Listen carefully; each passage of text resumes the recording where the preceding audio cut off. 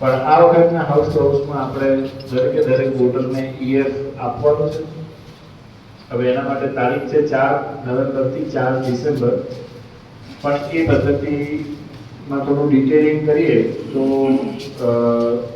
તમારી પહેલી મુલાકાત જે લેવાની છે એમને એ 4, 5 અને 6 તારીખ, એટલે 3 દિવસની અંદર તમારી પહેલી વિઝિટ તમારા જેટલા પણ વોટર છે તમારા પાર્કમાં એના ત્યાં તમારી પહેલી મુલાકાત થઈ જવી જોઈએ. માની લો કે પહેલી મુલાકાતમાં કોઈ વોટર નથી મળી આવતા, ક્યાં તો ઘર બંધ છે, ક્યાં પછી બહાર પ્રવાસ બહારગામ ગયા છે અને નથી આવ્યા, તો પછી તમારે એક વીક રહીને બીજી મુલાકાત કરવાની છે. બીજી મુલાકાતમાં પણ નથી મળી આવ્યા તો પછી તમારે થર્ડ વિઝિટ કરવાની છે. આપણે પહેલી વિઝિટ ફર્સ્ટ વીકમાં, બીજી સેકન્ડ અને ત્રીજી થર્ડ વીકમાં એ રીતે આયોજન કરવું જોઈએ. સો દેટ કોઈ લાંબા ઓલા આયોજન સાથે ક્યાંક બહાર ગયા હોય 15 દિવસના પ્લાનિંગ સાથે, તો તમારી સેકન્ડ વિઝિટમાં ક્યાં તો થર્ડ વિઝિટમાં એ તમને ઘરે મળી જશે. જો 3 વિઝિટ કર્યા પછી પણ કોઈ નથી મળી આવતા તો એના માટેની પ્રોસિજર શું છે ને એનું શું પરિણામ આવશે એની આપણે હમણાં 5 મિનિટ પછી ચર્ચા કરીએ.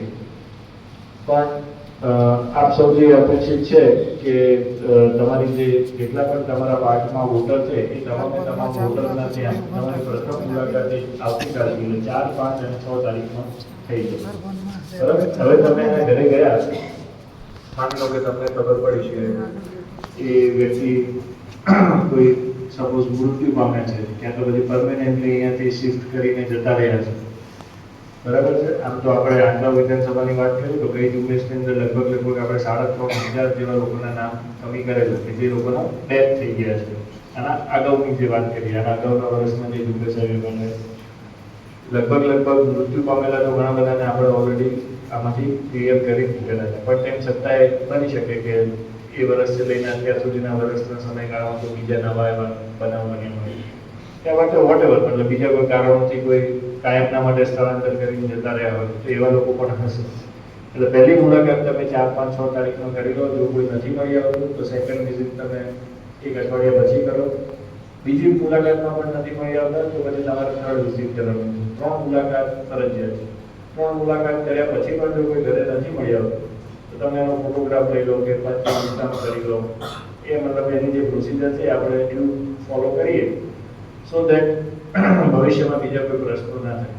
કારણ કે જેટલા એનમરેશન ફોર્મ અમે તો અમારી પાસે જે મતદાર યાદીમાં આજની તારીખે આંકડામાં 2,31,000 વોટર છે, તો 2,31,000 વોટરના 224 પાર્ટમાં બીએલઓને જેના જે લાગુ પડે છે બધા ફોર્મની ઝેરોક્સ કરીને આપી દીધી. હવે આમાંથી કેટલા ફોર્મ ભરાઈને પાછા આવે છે એના આધારે આપણી ડ્રાફ્ટ મતદાર યાદી પ્રસિદ્ધ થશે. સપોઝ માની લો કે 2,31,000ની સામે 2,15,000 ફોર્મ ભરાઈને પાછા આવ્યા, 16,000 ફોર્મ પાછા જ નથી આવતા. એ ક્યાં બીજા કારણોસર કે ક્યાંય કોઈ મૃત્યુ થયું છે, કોઈ સ્થળાંતર કરી ગયા છે કે પછી એબસેન્ટ છે, તમે 3 વાર મુલાકાત લીધી પણ તેમ છતાં બી ઘરે નથી મળી આવ્યા, તો શું કરશો? એ બધા ફોર્મ તો પાછા આવશે જ નહીં. બરાબર છે? તો એટલે અહીંયા તમને 4/11 થી 4/12 એક મહિનાનો સમયગાળો દેખાય છે. એ રીતે છે કે તમારે 3 વિઝિટ કરવાની છે અક્રોસ ધ સ્પેસિંગ ઓફ એક અઠવાડિયાના અંતરે. અને પ્રથમ મુલાકાત તો આપણી 4, 5, 6 તારીખમાં થવી જોઈએ. એક વાત એ છે કે જ્યારે તમે આના ઘરે ફોર્મનું વિતરણ કરવા જાઓ છો ત્યારે તમારે એની પાસેથી એ વિઝિટમાં કોઈ ડોક્યુમેન્ટ લેવાના નથી. બરાબર છે? તમે હમણાં તમને બધાને ફોર્મ જ્યારે આપવામાં આવશે એટલે રાત્રે ઘરે જઈને નજર કરશો એટલે એની અંદર તમને દેખાશે કે એના 3 ભાગ છે. એક ભાગ ઉપર છે, 2 ભાગ નીચે. મતદારનું નામ, સરનામું, એના પિતાનું નામ, એમનો એપિક કાર્ડ નંબર છે, એના માતાનું નામ, માતાનો એપિક કાર્ડ નંબર છે કે કેમ, એવી બધી અલગ અલગ વિગતો છે પહેલામાં.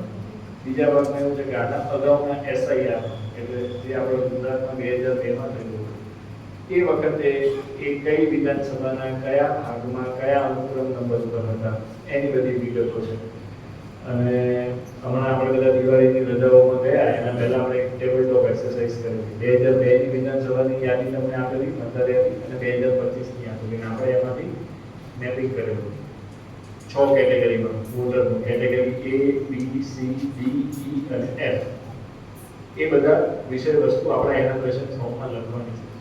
એ વોટર લખીને આપણને આપે અને કોઈ કિસ્સામાં વોટર પાસે નથી તો આપણે એને એમાં આસિસ્ટ હેલ્પ કરવાની છે. પણ અત્યારની પ્રથમ વિઝિટની અંદર જે આપણો એનોટેશનનો ફેઝ છે 4 નવેમ્બરથી 4 ડિસેમ્બર, એમાં આપણે વોટર પાસે